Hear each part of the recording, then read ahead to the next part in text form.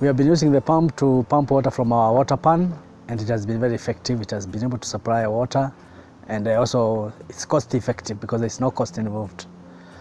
It's able to draw water up to the length that we want, up to overhead tanks and also to the chamber. Now mostly we are using it a drip and partly sprinklers. We grow tomatoes in the greenhouse, we grow onions outside, we grow kale and spinach. I like the pump. In fact, I regret why I had not bought it earlier, because it has actually saved me money and served me well.